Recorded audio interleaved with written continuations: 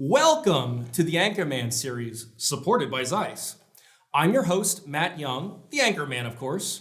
Today, we also have a co-host with us, Dr. Claudine Pang of Singapore. Welcome, Dr. Pang.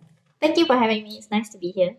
Now, Dr. Pang and I will be discussing today how to build a successful refractive practice.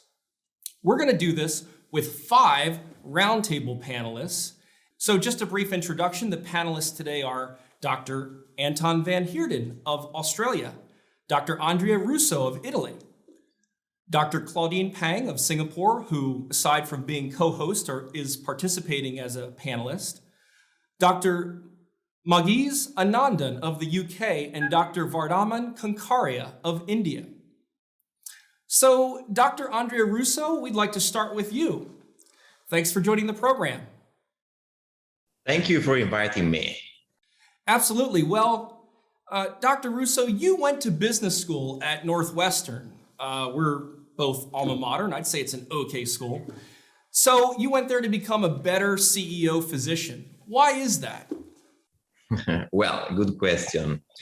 So my school at Kellogg in Northwestern University, Chicago, was a gift coming from a colleague of mine because he suggested me that if I wanted to run my practice, I just needed to attend this school. And it's very true, because when you do the medical school, you learn what is the eye, what is medicine, you learn the clinical part of the job. But actually, they don't teach you the business side of becoming a physician. If you want to become a physician, let's say physician CEO, because at the end of the day, you are always on stage because you are running your practice, which is kind of a small company, maybe with 10 or 20 employees, doesn't matter, according to the dimension of your practice. So you are a CEO and you need to face issues like bills, depreciation, employees, human resources, and so on. So you need how to manage people, how to get the best from every person. You need to know when to hire someone, maybe when to fire someone, so where to invest, where not to invest. And of course, nobody can tell you the secrets, because the secrets maybe are inside you. But if you go to an MBA school, as I did, they give you the tools in order to better understand the reality and in order to have the metrics, because you want to make your decisions according to the metrics. So you want to have a kind of a dashboard in front of you, helping you in the decision you want to make day by day. So this is not a clinical decision, it's a CEO decision. So you want to become a CEO, first of all, in your mind, then in your school, if needed, just to run a practice, to run a company. Of course, this is not mandatory.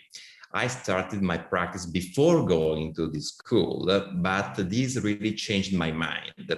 So I strongly recommend all the colleagues just willing to run a new practice to consider going to an MBA school. I went to the MBA in Kellogg in Northwestern University, which is an excellent executive MBA school. But there are different schools in all the world. And maybe after the pandemic, I was lucky enough because I went before the pandemic. Now it's more difficult for obvious reasons. But anyway, I strongly recommend all my colleagues to consider this possibility, just to open your mind to the business direction. That's very interesting. I agree with you that business school is important to run a practice. I understand you started your practice from zero. Can you explain more about that? Yes, so I started from zero because at the beginning I just finished my residency school, and I didn't have any office so far at the moment. So I decided to try this adventure. I was lucky enough because at the beginning I didn't have any money, and having the money, of course, is an issue at the beginning. It's always an issue, even when you are adult, even when you are old. So you need a huge quantity of money. And I was lucky enough because I met two colleagues and they somehow invested on me. They are not ophthalmologists. They are one plastic surgeon and one dentist. And together we built this clinic where I am sitting right now. It's a 5-story building here in my town.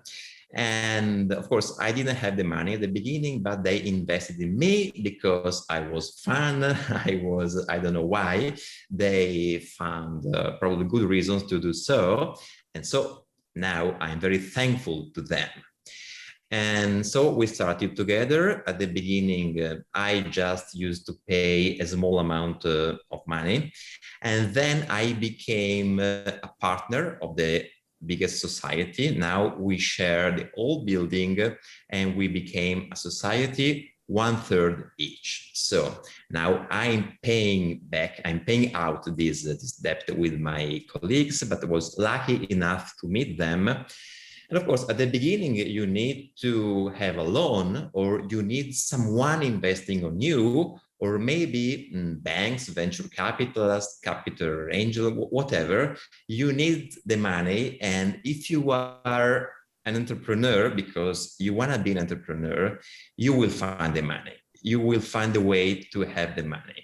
There are many, many ways, and this is the way I exploited. And now I started from zero 5 years ago, and this is the 6th year of activity, and this is the story. So I have 15 people working for me. They are my employees. And in the bigger clinic we are now 50 people. So this is probably the middle of a good story that started from zero. You're right. Meanwhile, why is technology a key for success in your practice, would you say, Dr. Russo? Because ophthalmology is a very technological field. Now, we are very lucky these times because we have a menu with, I would say, a dozen of options for refractive surgery, ranging from ICL, SMILE, PRK, cross-linking, intracorneal rings, or whatever, more or less 12 options. And maybe you can also combine them in order to have an even broader menu for your patients. So we can treat pretty much every defect, every refractive problem. And so having technology aside is pivotal. And also you have to take into consideration that beyond having all the tools in your pockets, in Italy, my main competitor is the NHS, the National Health System, that gives the health to the people for free. Okay, so my patients can go to the hospital to have cataract surgery for free. So my added value is offering the best technology available, maybe to get rid of glasses, to have a supervision. So technology is the added value that a a refractive practice must offer to patients. And also, this was now generating the momentum to get new patients because they know we have the best technology, or at least what I believe being the best technology. And they spread the word and they refer you new patients. Also, we developed a software to have a kind of artificial intelligence within the practice, the clinic. So all the data coming from all the equipment is automatically stored into the cloud, where there is a virtual machine helping me with a clinical decision. And this is technology nowadays because we are lucky, we have so many equipment, we have so many data for each eye. Before operating on one eye, maybe I have 1,000 different values coming from all the equipment we have. So we needed something helping me to put all those numbers together and not to lose those numbers because they have a huge value. Just imagine for a research point of view, for improving your nomograms and so on. So having technology aside is mandatory and pivotal, I would say. Okay. And you also mentioned before that you upgraded from pre-owned equipment from the first couple of years of practice to now the best technology. What types of technology do you own actually? Oh, well, yes. I started from zero. So I started with no money. I had people investing on me. And at the beginning, I started with pre-owned equipment, pre-owned everything: microscope, phaco, excimer laser, femtosecond, and whatever. But if you do well, you can quickly generate the momentum needed, the cash flow needed in order to reinvest, because of course you want to reinvest the cash flow, the income you have in improving yourself, your practice, your employees, the clinical practice at the end of the day. So if you are lucky enough to have patients, because you are probably a good doctor, because don't forget that you want to be a good CEO, but also being a good doctor is fundamental. And with the cash flow you get, you can improve, you can change your equipment and upgrade to what I believe is the world-class equipment nowadays available. So just to answer your question, I upgraded to the best femtosecond laser available today, which is the VisuMax, in my opinion, to the best excimer laser available, which is the MEL90, to the best microscope to do cataract, ICL, whatever, which is the ZEISS Lumera, with the augmented reality, which is the Callisto, with an excellent IOL master, which is the 700. I used to have a pre-owned one. Everything was pre-owned at the beginning. Now I have the best slit lamps. I have the best laser also to do cataract surgery. In my opinion, is the one from Johnson & Johnson. So what I believe is the best technology is now here in my practice, because I want to be sure to offer the best to my patients, because the best for your patients at the end of the day is the best for you as a doctor, because they refer new patients and you become let's say a key opinion leader maybe in your area, and this makes you more important for your colleagues and for your patients. And so this helps just keeping the momentum very, very good. So this is the technology we have. And of course, this is not a still picture, because it's a very involving environment. It's a very fast changing environment. So you want to keep update with technology. Of course, this is expensive. It's true, it's expensive. But aside investing in equipment, you want to also invest in people, because you want to teach your nurses, your staff, your technicians how to do well for the patients. And also, I mentioned investing on technology. I have a mathematician working with me in my practice, and she is a programmer. She is helping me in developing what I told you, the artificial intelligence. And so with technology, I do not only mean equipment, also people with a technological mindset is needed. So this is the technology we have, ranging from ZEISS to human people, human resources. Dr. Russo, amazing perspective there. Thanks. It's a beautiful place, Italy, there I can see as well. We're now going over to Dr. Van Heerden of Australia, and you've got some great sheds in the background. Welcome to the program. Thank you very much. It's a pleasure to be here. Right. Well, I understand you found a remarkable refractive surgery niche in Melbourne. In fact, you're the only surgeon to have SMILE there and also offer Presbyon. So can you tell us a little more about that? Yeah, so we, myself and my business partner, we opened our refractive surgery practice in early 2020. I've been building up to getting my own practice for some time. But as Andrea said, it's not easy. You have to have cash flow first. And so we didn't have other backers. We were our own backers. So it took a while to be confident enough to take that leap.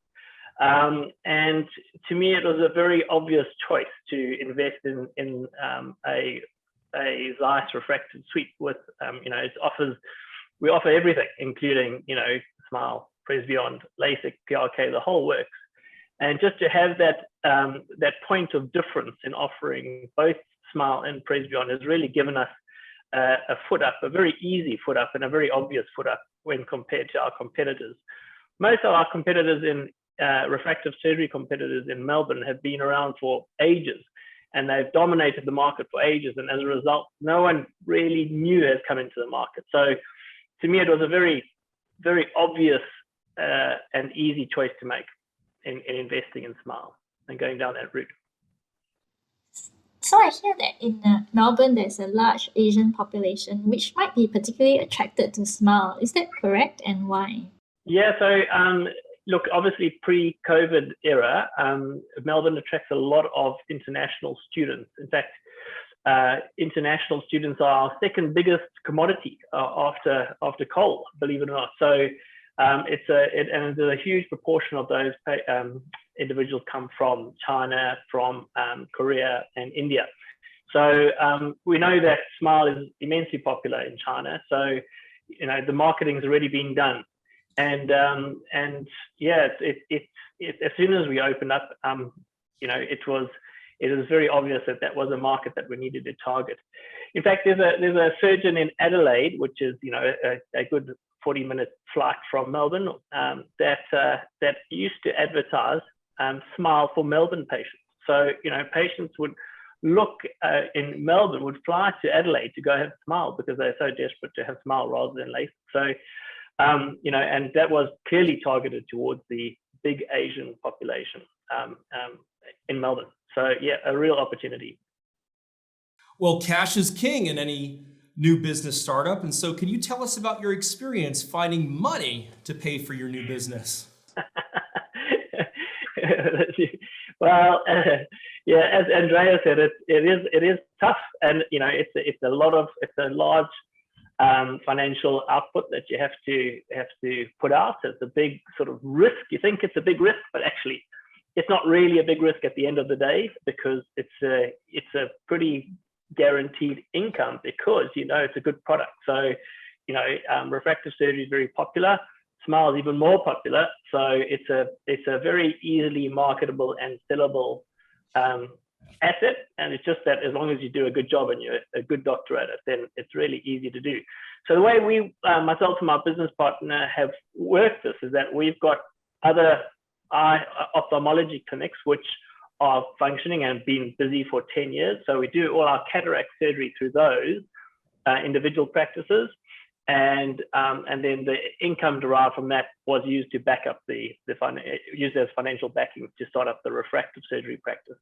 I like to keep them separate because they are two different entities. The refractive surgery patients need to be treated with kit gloves and sort of mollycoddled, and we've created a really beautiful, aesthetically beautiful refractive surgery practice, which does appeal to the refractive surgery patients slightly more than our general clinics, which are, appeal, obviously, you need to accommodate all people from all walks of life. Okay, traditionally there has been some antagonism between optometrists and ophthalmologists in some parts of the world, but you have somehow found a way to leverage your relationship with the optometrist. You want to explain about that?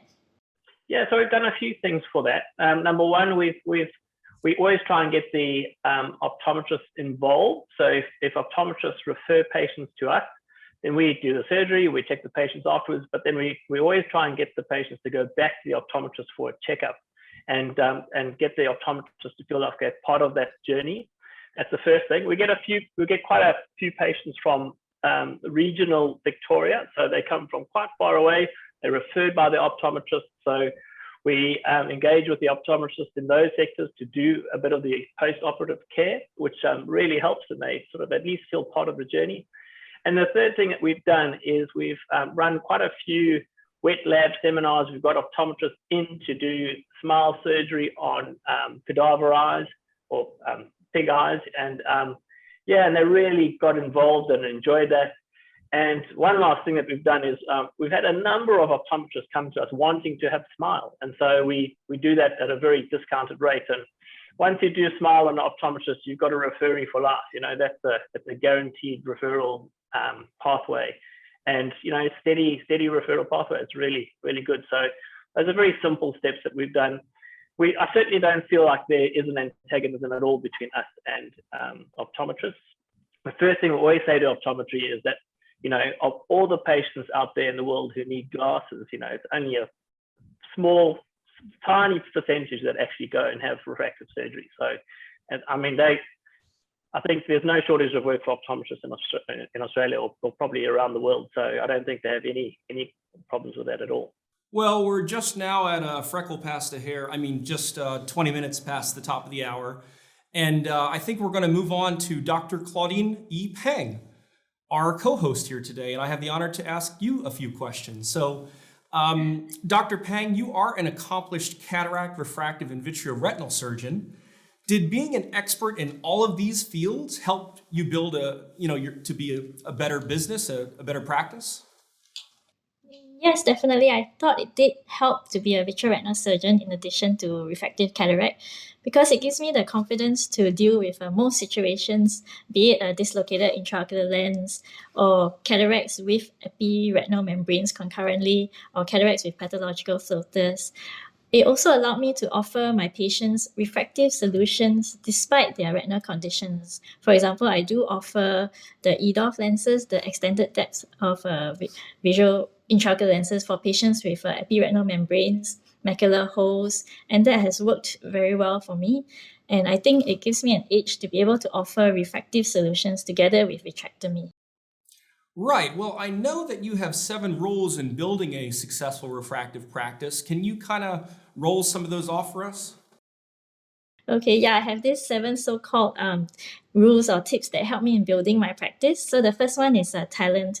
Well, I recognize that we need talented people who have an edge above others in their respective field, be it nurses or in optometry. So in order to attract talent, I think remuneration is very important. I don't skim on that aspect.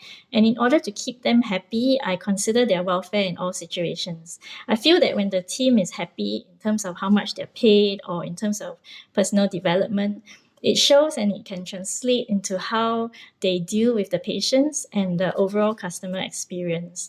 And the second point would be team. I believe that the doctor is only as good as his or her team. If the doctor rolls out really good treatment, but there's poor supporting staff and there's poor customer experience, then the entire patient experience is compromised. I think it's important to have a very coherent team that matches the doctor's high standards. And in building a team spirit, I try to involve my team in certain meaningful projects outside of work where we can give back to community, such as be it free eye screenings or maybe donations or distribution drives, this kind of charitable work. I feel these projects actually build a culture of treating the patients as the most important, and it builds a team spirit and camaraderie between everyone as well. So number 3 would be technology. Yeah. I echo the same as Dr. Russo that technology is the key to a good practice. So I invest in the most advanced and most innovative technology to help diagnose and treat patients in the most effective way. Okay, number 4 would be training. I feel that we should train the team regularly in various aspects. For example, how to use the equipment best, and also in customer service in order to maintain these high standards of professionalism in patient care. The next one would be customer service. I think it's important to cultivate a very good quality customer experience where patients can feel that their welfare is taken care of and the priority in the whole clinic. Constant improvement, I think we should constantly look for new machines and acquire better technology as things progress, and also constantly look for new courses to improve the staff in terms of personal growth and improve our own clinic image and marketing. And lastly is to value add. I think small things do matter, so I always look for ways to add value to the patients. For example, recently created a mobile app which allows the patients to have a better experience when they come to the clinic. Well, going back to investing in equipment and imaging, what are the products that you especially rely on and why, Dr. Pang? Yes, so for the refractive purposes, I rely on, for example, the IRL Master 700 with the TK function from ZEISS, because I feel it gives very accurate biometry as well, and also the Galilei for topography. I also, as a retina surgeon, have the Optus ultra wide field retina photography and the Heidelberg Spectralis for OCT and angiography also. And then I use the ZEISS Humphrey visual fields for glaucoma. And for treatment-wise, in terms of laser technology, I rely on the Iridex for micropulse laser and the Alex Tango Reflex, which allows me to do yet capsulotomies, vitreolysis, and SLT. It has all those functions. And also, I have the Tixel machine for dry eye treatment. And when it comes to surgery, then yes, we also use the ZEISS Lumera with the Callisto function. And our machine that we use for vitrectomy will be the Constellation from Alcon. Now, I heard originally that your business model involves serving the Indonesian population, but in Singapore, and so you had to pivot from serving local Singaporeans due to COVID, or you had to pivot to serving them. How did you manage that pivot and still stay in business during this time? Yeah, so originally we largely service the Indonesian patients who come to Singapore for medical tourism. So due to the pandemic and the borders were closed and they could no longer travel here, so we had to arrange delivery of the medications and eye drops to the patients in Indonesia through DHL. But at the same time, we also pivoted by doing three things. One, we provided COVID tests on the site for pre-departure and pre-event testing here in order to bring awareness about our clinic's existence to the locals. Number two, we tied up with other general medical clinics in Singapore to provide eye screenings as part of their annual health checkups. And thirdly, I took the time during this time to launch an eye health book for the public to create awareness about eye care in general and about our clinic. You also created a mobile app to help support your business, I know. What's that all about? Yeah, so I created a free mobile app that you can download from the Play Stores or Apple Stores. It's called the Asian Retina app. It allows users to conduct simple self-eye assessment tests, for example, for their visual acuity, astigmatism, contrast sensitivity, color vision, and macular function. And more importantly, it's for our patients to store their own eye medical records in their profiles that the imaging that we do for them in the clinic will be there for them to see, and it allows them to set reminder alerts for instilling their eye drops. So I thought this app would be good to give our clinic an edge above other eye clinics, and it's a sort of a value add for our patients. Yeah, and I remember before when we talked, you mentioned the importance of the clinical team beyond the doctor. So what's your team culture like? Yeah, I do believe that the clinic team is as important as the doctor. So our team culture is one of openness and empowerment. Openness because I encourage open and honest feedback from everyone in the team so that they all feel heard, and valued. And empowerment meaning I give the team direction, but I trust them to carry out the tasks, without micromanaging, so that everyone has a valued responsibility and they can play an active part in patient care so that everyone builds a meaningful relationship with the patients as well. All right, Dr. Pang, excellent answers to those questions. Come join me back to co-host the rest of these discussions.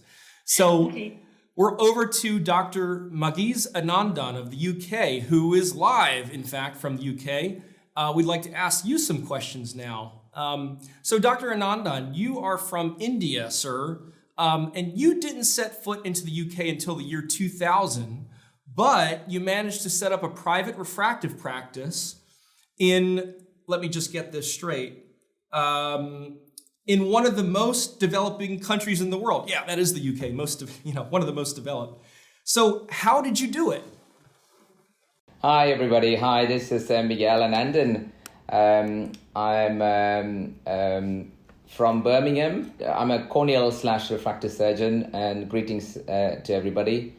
Yes, Matt, you're right. I arrived to UK in only 2000. I did my medical school in India, Chennai, And I was very lucky to be part of a very large eye hospital. Most of you might have heard about it, Aravind Eye Hospital, for 2 years before I came to this country, where I picked up, apart from immense clinical knowledge, a lot of work ethic, and which stands me good until now. I also was quite lucky to be in a developed country, as you say, in UK, where the system is very fair and recognizes, appreciates individuals' skills and talents without any bias. So I was able to do what I wanted to do. Obviously, when you get to UK, you've got to follow the process of training, and I did all of that. Did my fellowship in Australia as well. Did my registrar training in Oxford before I ended up as a consultant in Derby, Birmingham area. So my main building base for my refractive practice, the reason how I was able to build it up is using my NHS work. As you know, you may not all know how NHS works here. That is almost 90% of all medical treatments done in the National Health Service here. As I started in 2010, I was able to do quite a lot of cataract work, volumes of corneal work since 2000, and it was relatively easy because of that to set my refractive practice, because I already had a nice trust and relationship built up with my referral base, which is mainly the optometrist. As Anton said, we also have the main optometrist as our referral base here, because generally the patients here, the first port of contact for them is the optometrist, like their GPs. They are their family eye doctors actually. To already have that kind of relationship was huge, and obviously you need to have other things as well. And one of the main things is I was lucky enough to be part of one of the large private hospitals here, where I was doing my refractive lens work for a while, which is a large chain charity Nuffield private hospital, which they have 31 hospitals around the UK and lots of wellness clinics as well. And they were very supportive. So my practice actually is very unique, and I was the first one actually in UK to have set this up. I have my own practice, but actually it sits in a private hospital and at Nuffield in Derby. So I own all the equipments. I bought everything, but they house it for me. So it's a strange setup, but it works very well and works perfectly well for me. Obviously, you got to have the right people working for you as well. So it doesn't happen just with one person. Even though I am one man show in a way for laser, I do have quite a lot of friends and colleagues who I co-manage with, which is very, very important when you're doing refractive surgery, especially laser refractive surgery. You need to be able to tap into experience and advice for second opinions for people who do this all the time, high volumes.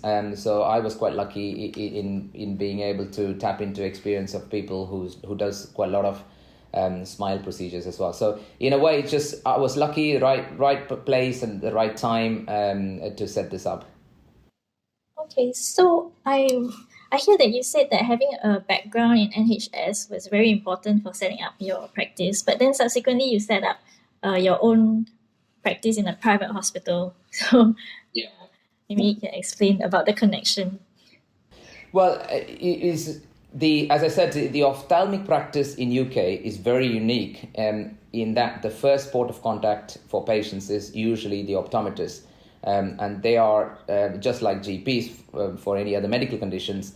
And because I was in the NHS already and performing regularly more than 1,000 cataracts and 70, 80 corneal grafts as well, a year in the NHS helped me build that trust with them locally. And because they could see the results and hear from the patients when they've been to see me.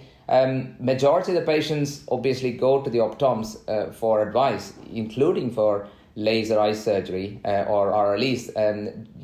Generally, UK public have a great faith in the system and process. I say that because I come from Chennai in South India, where when you have a medical problem, there's always this 2 opinions, 3 opinions, 4 opinions before you actually end up seeing somebody.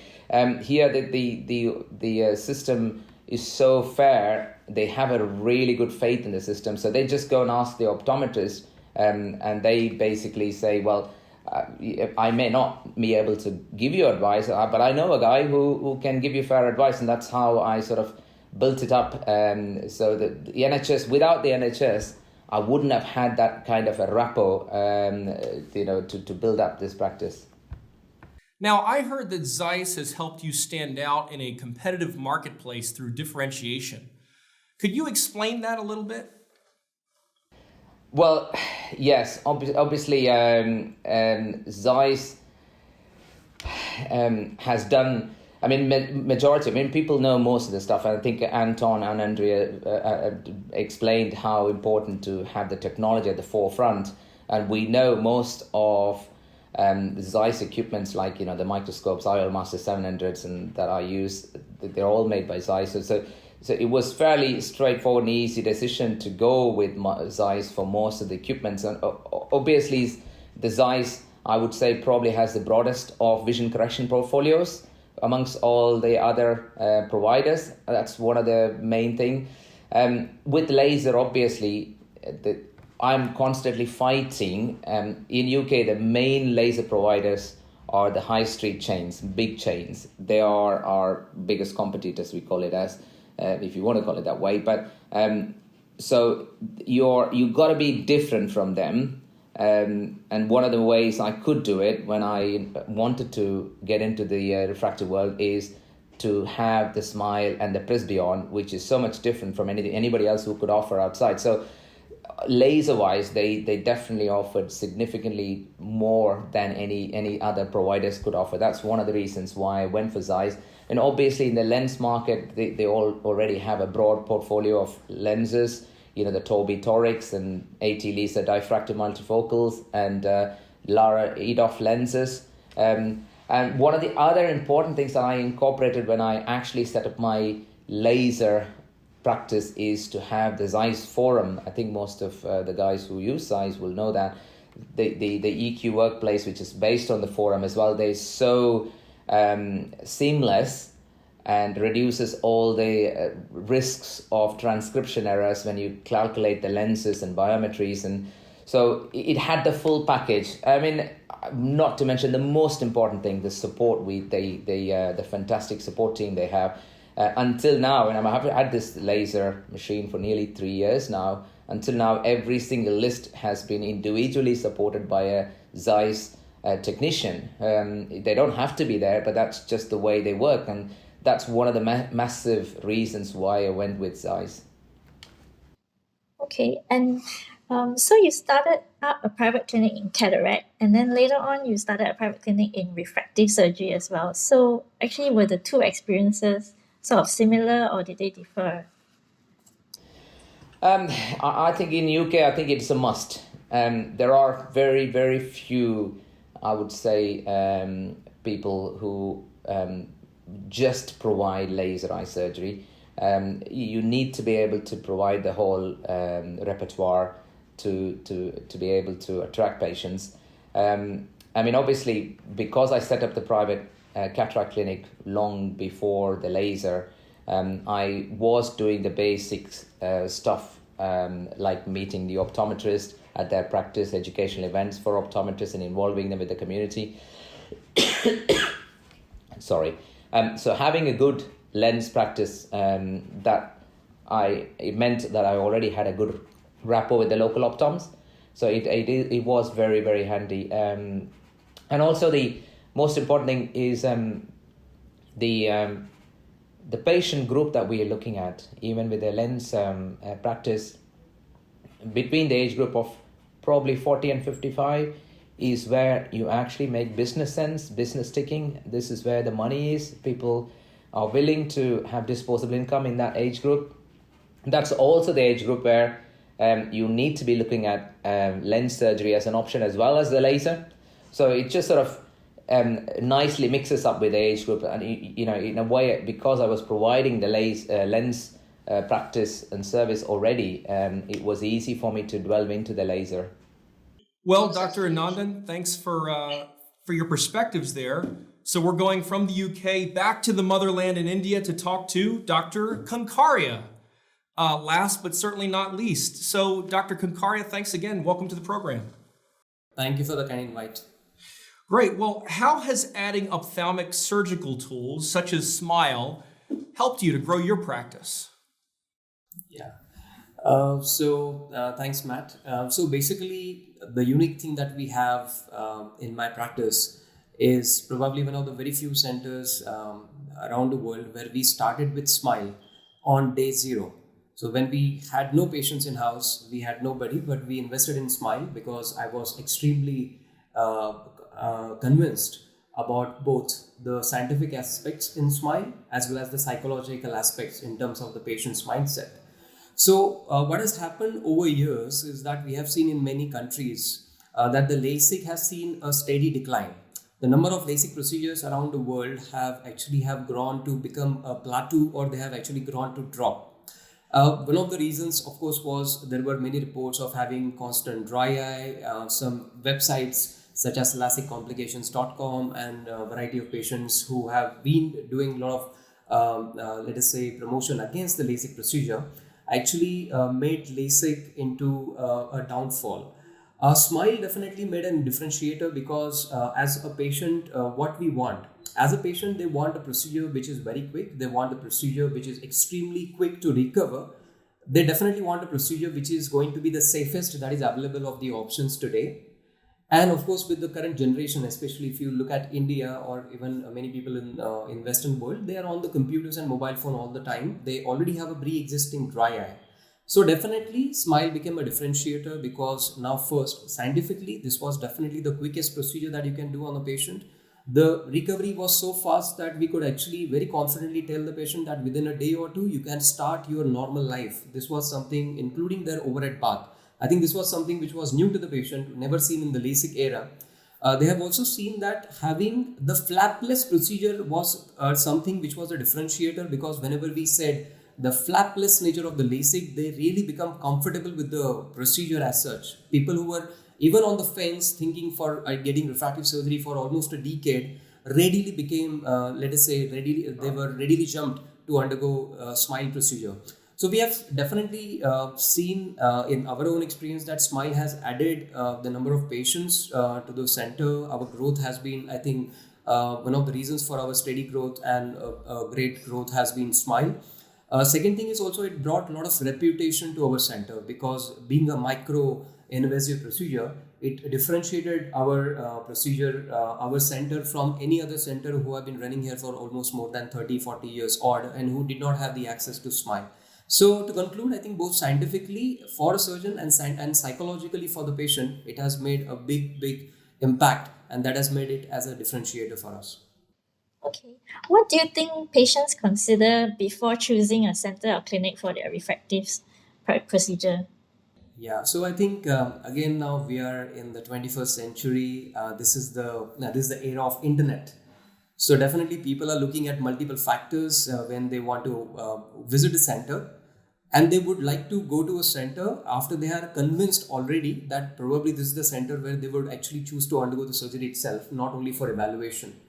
So in current, of course, era, they are going to choose a center which will have possibly the latest technology which is available, such as SMILE now.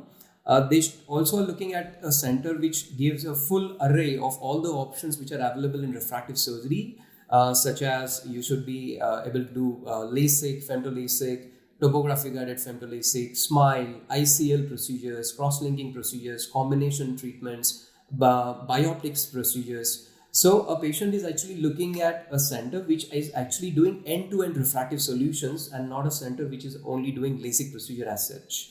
They're of course looking, when they choose a center, I believe that they are definitely looking at the social reputation of the center. And now in the current generation, I think internet social reputation management is extremely important. So they definitely go to multiple avenues. They don't only land up in your clinic. They will check your Facebook page. They will go to your Instagram page. They will go to your website. They will look at different avenues on YouTube to see if you are really one of the best options for them or not. and of course the technology that they are trying to choose. So it's very crucial that you have the best of the technologies that are there in the world. You update yourself, you create a good reputation scientifically amongst your peers by doing a good scientific work, and of course amongst your patients by your social internet reputation built up. Now, your center has been doing refractive surgery since 1985, which, by the way, is a great year. Lots of great facial hair that year in 1985. But can you tell us about this 36-year journey of refractive practice? Yeah, thank you.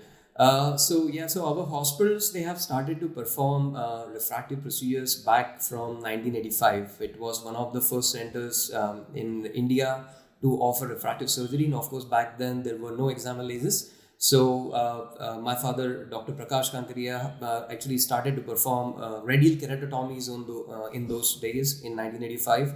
Then we went on to start ALK procedures in 1989. We acquired the examined laser in 1994 and started the PRK and LASIK practice from that time. And almost in the early 2000s, we acquired the femtosecond laser, then just starting the femtosecond LASIK and the ICL procedures.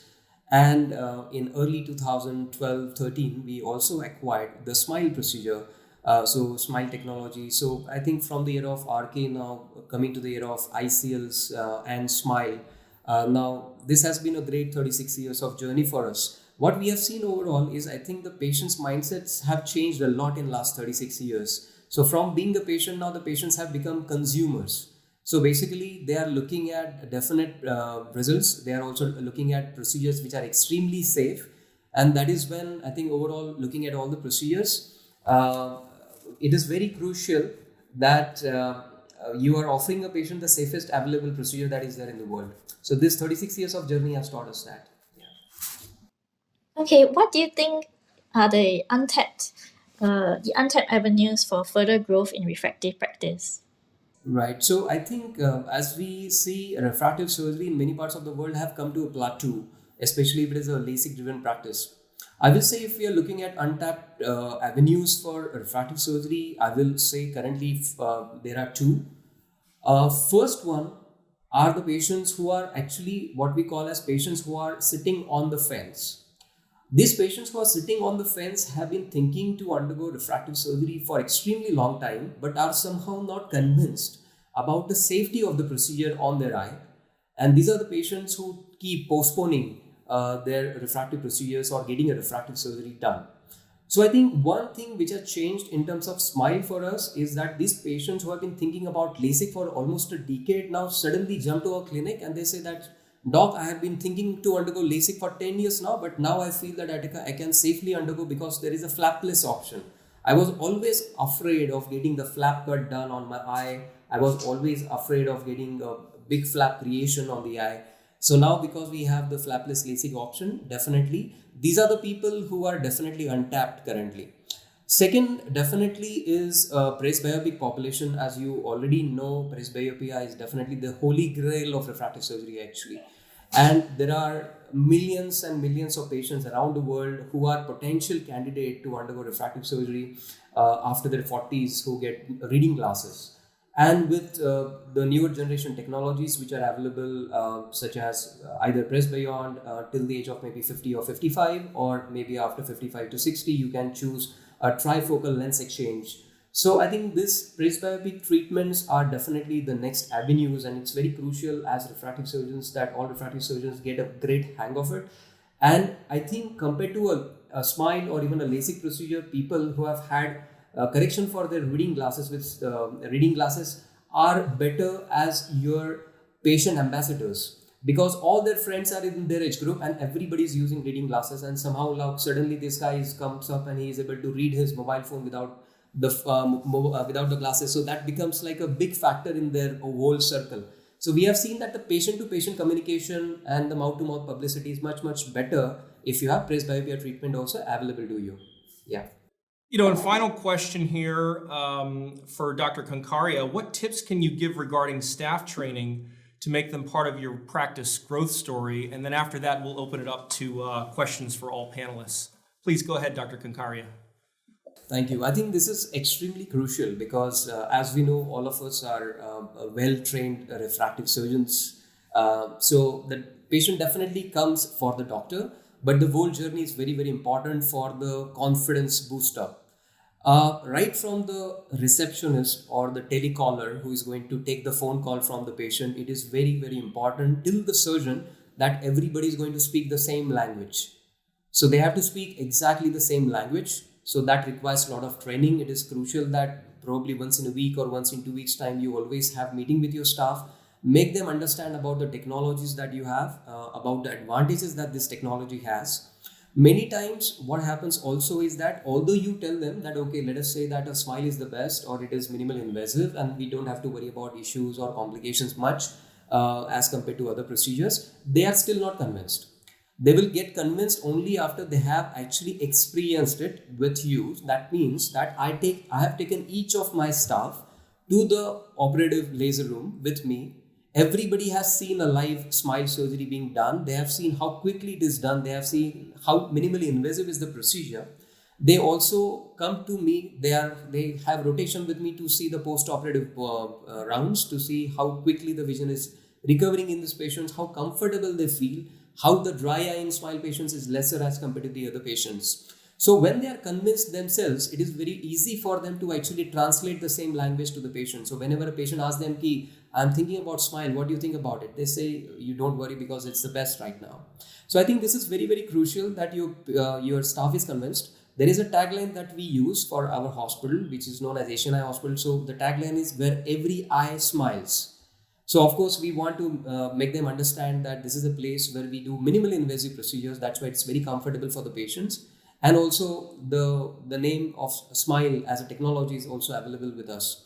So I think these are things which are crucial for you for staff training, that you have to give ample time to them and make sure that they're really convinced about what you're speaking. Excellent. Well, it's not over yet. We're going to the full roundtable to ask a few questions. Thanks so much to the panelists so far to this point.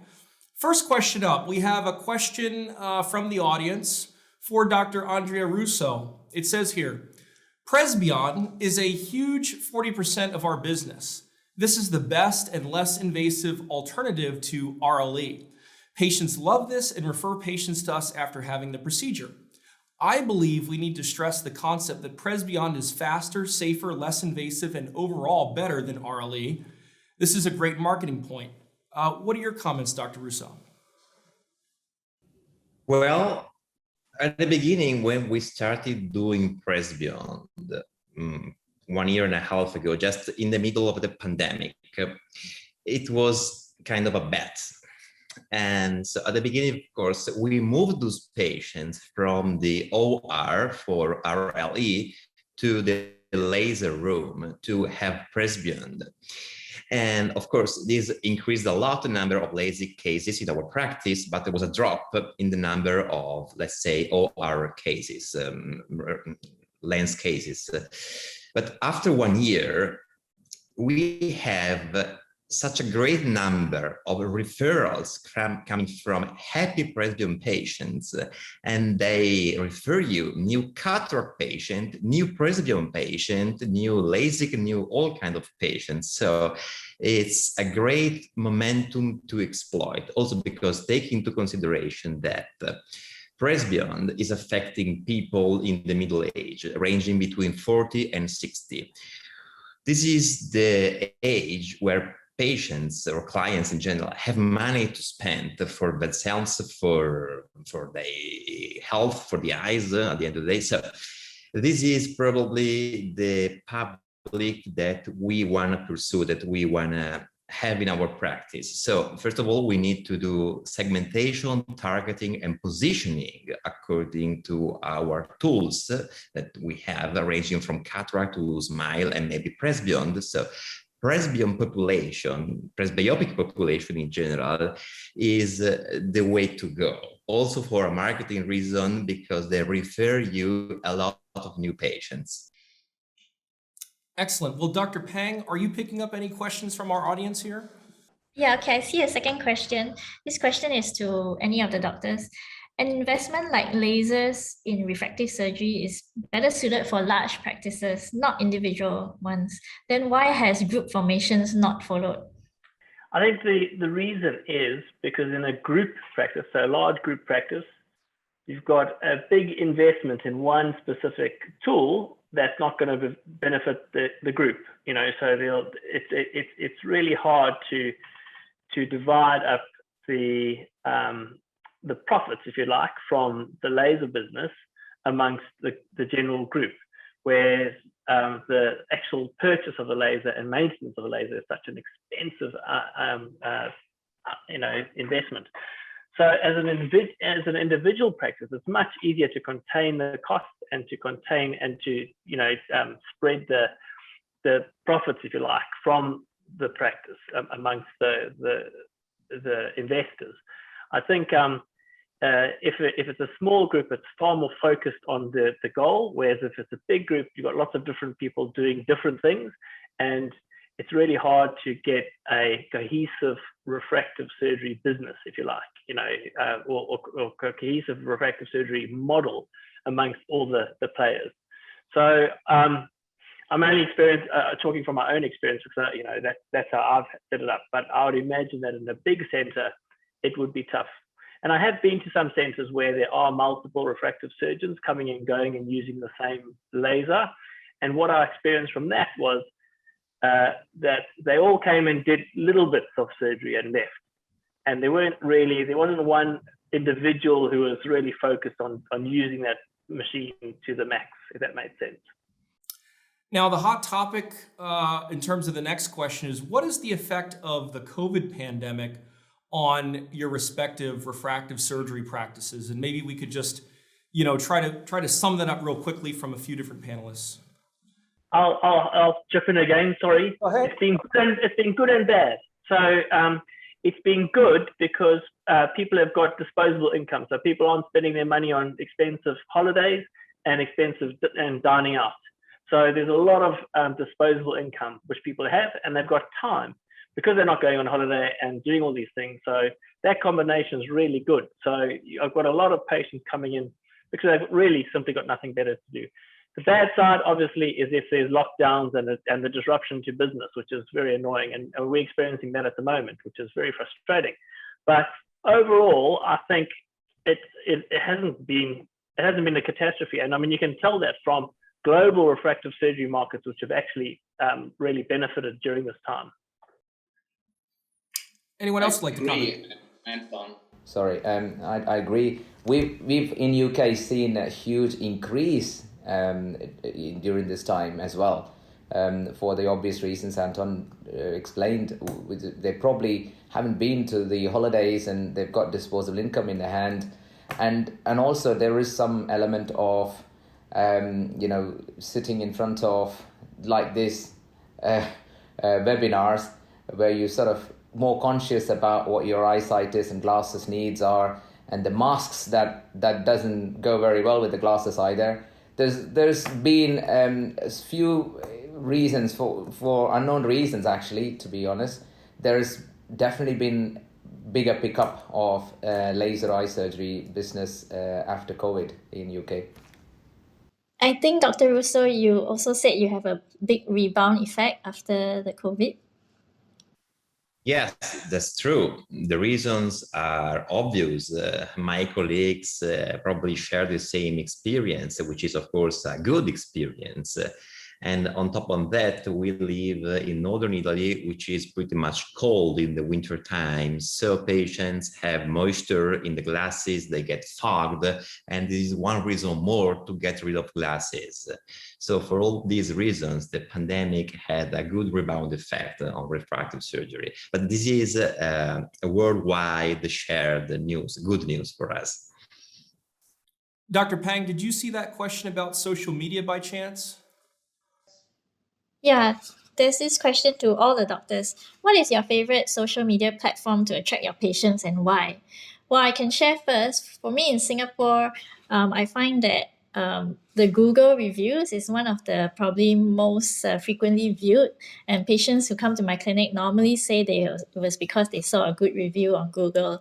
And I find like the other platforms, be it Facebook or Instagram, is somewhat not so useful for me, because maybe my practice is not so much the young refractive. For me, my practice involves people with real visual problems. So sometimes when you see ads and you don't have a visual problem, there's really no need to see a doctor. So it's not something that they want, but it's more like something that they need to look for.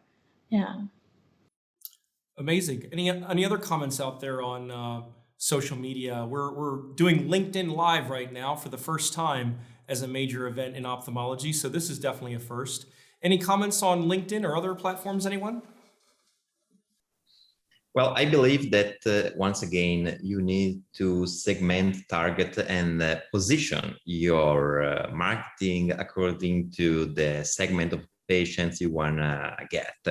So we prefer exploiting Facebook for, let's say, older patients, let's say cataract and presbyopia, while Instagram is for younger patients, so they are candidates for SMILE, for LASIK, but not forget to raise your YouTube page, because YouTube is not a proper social media platform, but it's a huge opportunity for us to educate patients, because at least here in Italy, they don't really know what is the technology available out there to help them.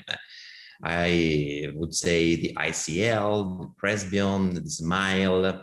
So patients must be educated on this, and YouTube is a huge platform, and patients see the videos maybe for 1 year, for a couple of years, and they come here in this room and they say, hey doctor, it looks like I already know you because I've been watching your videos for a couple of years, and I finally made my decision because yesterday I broke my glasses.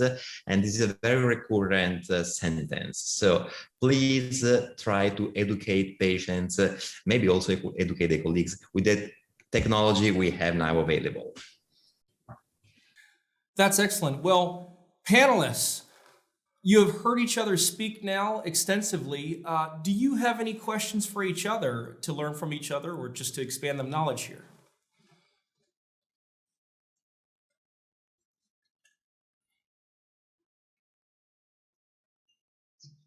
Actually, I'm interested to know what kind of social media platforms that you guys use as well. I mean, we heard from Dr. Russo, but Dr. Anton or Dr. Yeah, so I agree with you on the Google. So our advertising really is only on Google and Google Ads. We don't really do any other advertising because I think it's the best value for money that you can get. We do it maybe, but we've just started on Facebook, but that's once again, Andrea's right. Facebook's not really targeting our, the young myopes. That's more sort of Instagram and TikTok. We've got a TikTok account, which I haven't really used, but that's exactly sort of the market that we should be looking at, and also an Instagram.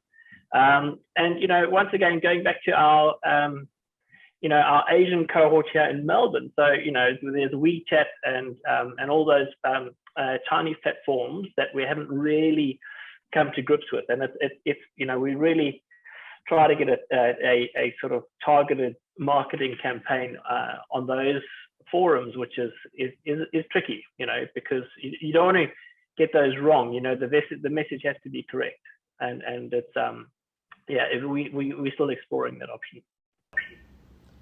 Yes, Dr. Pang, yeah, I agree with your point as well.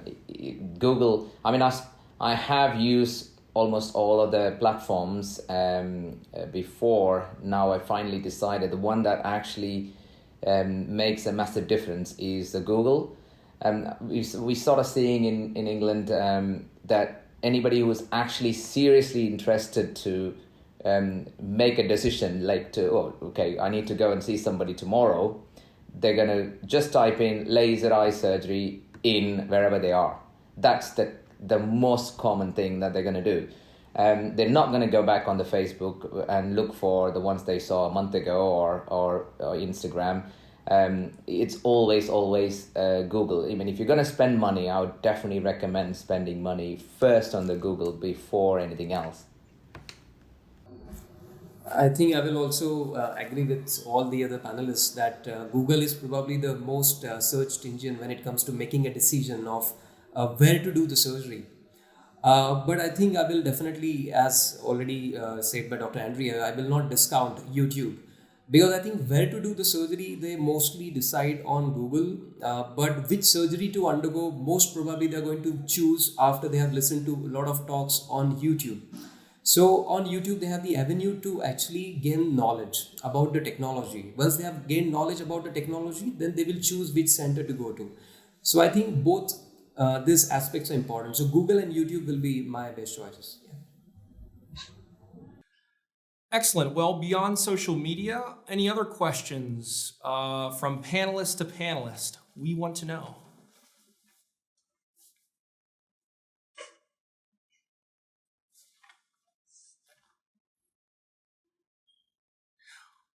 Well, if there aren't any further questions, we're just wrapping up then.